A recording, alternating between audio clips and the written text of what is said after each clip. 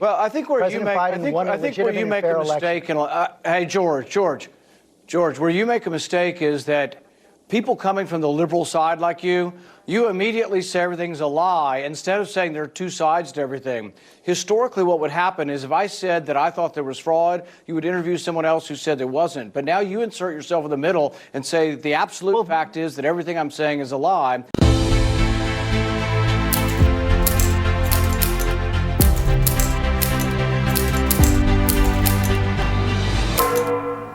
Why can't you say? Well, I think where President Biden won a legitimate and fair election.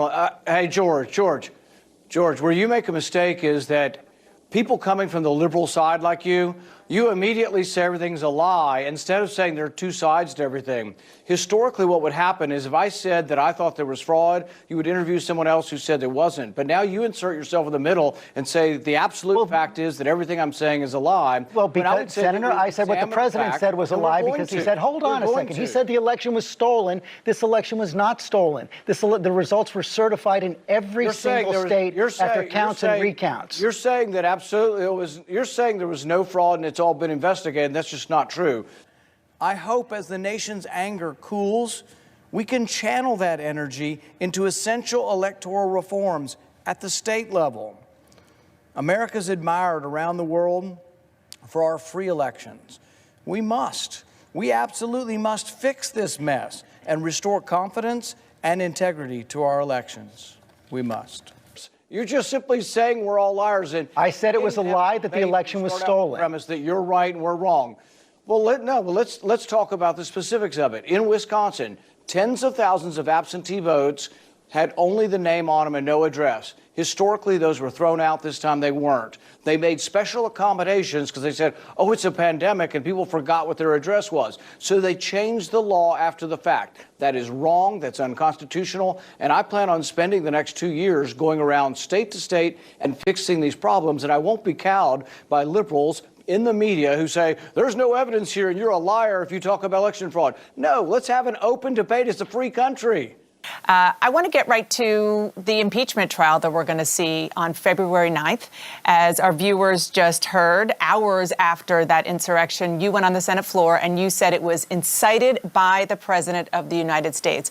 That's what's in this article of impeachment, too. So do you think it was appropriate that he was impeached by the House?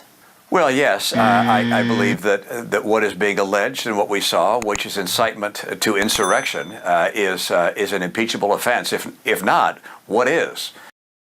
Well, I don't know, Mitt. Let's see all that incitement to insurrection. I know that everyone here will soon be marching over to the Capitol building to peacefully and patriotically make your voices heard, to peacefully. Peacefully. That doesn't sound like insurrection to me. You're saying people are liars if they want to investigate what happened in the election. That's not what I said. The fact that tens of thousands of absentee ballots did not have addresses on them and normally were disqualified, but this time they were counted. Should we examine that? I don't know whether it affected the election or not, but I have an open mind. And if we actually examine this and we find out it didn't, that's fine, but it still should be fixed. And I accepted the state certifications, but it doesn't mean that I think that there wasn't fraud and that there weren't problems that have to be investigated, and it doesn't mean that the law wasn't broken. I believe in Pennsylvania they broke the law, and I believe if that ever would get a real hearing in the Supreme Court, it was denied for standing. It wasn't actually taken up. If it were taken up, I do believe that the Supreme Court would overrule and say that they did break the law illegally. But at the same time, the thing they're doing now is an overreaction. And if they think they're going to have a positive feeling from the public when they're going to go through a partisan impeachment again, I think that's absolutely insane and wrong-headed. Are you surprised that your colleague Mitch McConnell at least has left open the possibility that there will be a Senate trial and when Trump is already in Florida? Well, I don't often get asked my advice from leadership how they should react, but my unsolicited suggestion would be this.